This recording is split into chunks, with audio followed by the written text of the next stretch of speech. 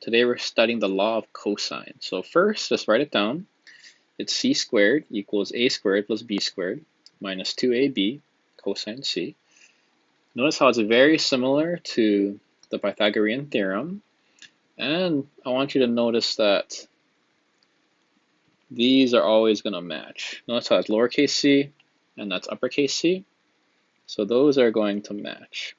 So take a moment to pause the video just to write that formula down, and then unpause once you're ready. Now the main thing to note for this formula, I will do this in red here. These letters are arbitrary. So I like the word arbitrary because it basically means like they're assigned arbitrarily. And as long as you fit the pattern, it really doesn't matter how you use them. So for example, I can actually rewrite this entire formula to say b squared. I could say b squared equals a squared plus c squared minus 2ac cosine of b. I could also say a squared is equal to b squared plus c squared minus 2bc cosine a. So notice how I can pretty much be flexible with these letters as long as they fit the pattern. That's what I mean by arbitrary, that you can have some flexibility when you're working with these formulas. So let's go to the first example. We're going to use the law of cosines to figure this out. So let's draw a triangle here. So again, just draw your generic triangle. A, B, C. A is 2, B is 3, and C is 60. I quickly want you to notice that you cannot use a law of sines here because there is no pair. Okay, so again, there's no pair here. So you currently cannot use a law of sines. And notice how it's side, angle, side. That's what this is saying. I sometimes call this an angle sandwich. That's a big indicator we're going to use a law of cosines. So we're going to try it right now. So I'll write it out for you. C squared equals a squared plus b squared minus 2ab cosine c. Let's plug it in. C squared, which we don't know, is equal to a squared, which is 2 squared, plus b squared, which is 3 squared, minus 2 times 2 times 3 cosine of 60. Now you will have a calculator for this section, but it is helpful to know how to do it by hand. So let's just work that out really quick. If you had a calculator, obviously just plug it all in, but since we can do this by hand, let's try it. 2 squared is 4, 3 squared is 9, minus 2 times 2 is 4 times 3 is 12. Cosine 60 is nice, that would be 1/2. So c squared is equal to 13 minus 6. So c squared must be 7. So look, we found it. C is the root of 7. And if you plug it in your calculator, you get approximately 2.646. Now to make it a little more precise, I'm going to use the root of 7 just because it's a really clean number. And now, notice how we actually can figure out the other angles because, let's highlight this right here. Look at that. By finding what C was, we now have our pair right there. So now I'm going to write on the side, I'll draw a big line here. We're going to use the law of sines. Now notice how there are two choices for A and B. This is going to be very, very important to get these questions all correct. So really put this in red. Use the law of sines to find the acute angle. It must be the acute angle. Now the reason for that is because last class we learned that when you use law of sines, there's some ambiguity as to whether there are 1 or 2 triangles. That happens when you're working with sine inverse. So to avoid that issue, we're going to always use law of sines to find the smallest angle. So I'll put acute, or think of it as the smallest angle. So looking at our choices, that means you actually want to find A. This right here must be acute or small. It must be acute. And that's because, look at this length. This length is 2. 2 is much smaller than 3, so therefore that angle should be smaller than the angle B. So we know if we find A, there's going to be no ambiguity. So let's start there.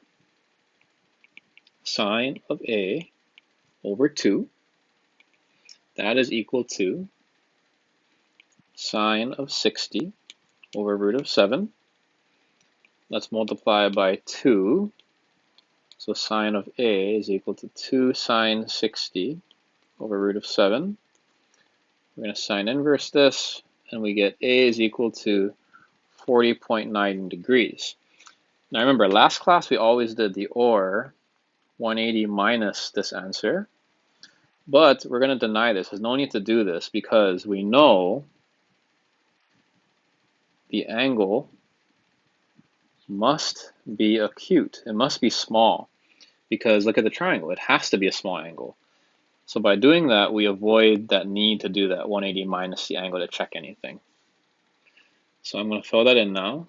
This is 40.9. So which means the last one must be 79.1. Okay, and that's it. Let's go to the next example. So this is a word problem. It says an airplane flies due north from Fort Myers to Sarasota. So let's start there. We have Fort Myers flies north to Sarasota. Okay, so there's our plane flying a direct line. A distance of 150 miles, so that's 150. Then it turns through an angle of 50 degrees and flies to Orlando. So I'll put that as Orlando, and I'll just connect this. And we're looking, oh, that's 100 miles. And then we're looking for, how far is it directly from Fort Myers to Orlando? So we're looking for this x. Now the key here is understanding this. It turns the angle of 50 degrees. If you imagine the plane right here, flying, the plane's flying up here. So imagine this line of sight for the plane.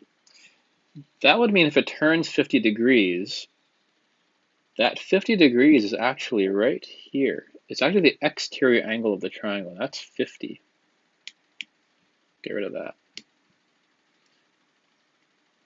This right here is 50 degrees. Which means the angle you actually want to work with is right there. That's actually 130. So there's our true angle for the triangle. And now we can use the law of cosines. So let's work it out. X squared is equal to 150 squared plus 100 squared minus 2 times 150 times 100 cosine of 130. This is where you get your calculator. X is the square root of all that stuff. I'm going to put a box here.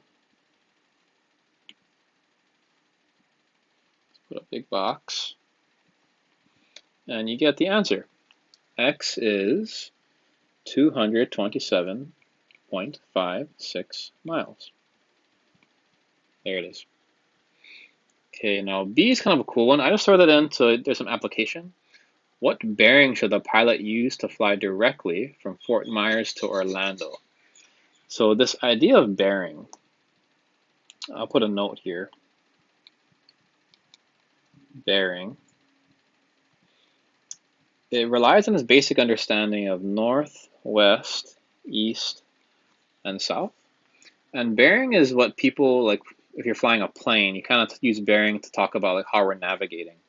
So for example, if I say north 30 degrees west, this means face north and turn 30 degrees to the west. Which means if we're looking north here, I'll do this in red. If we're looking north, we're going to turn 30 degrees to the west. And that would be the idea of how bearing would work. So in this one, it's really just asking for how can we find this angle, and how would we tell a pilot to do that?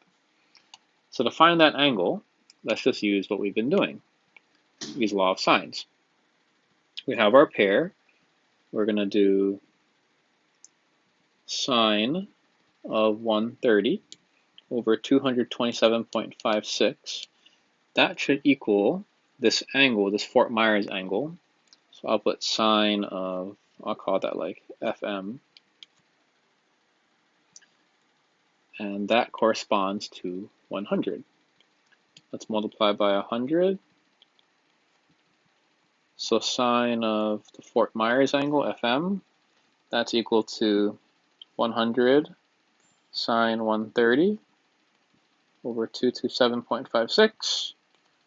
We sine inverse this whole thing, and the angle FM, once you plug in your calculator, you're going to get 19.67 degrees. And again, we're not going to do the minus 180 thing, or 180 minus that, because we know that angle is acute. There's already 130 in there. So there's our angle, and the bearing is just going to be north, 19.7 degrees, and it's turning to the east. So that's our part B answer right there.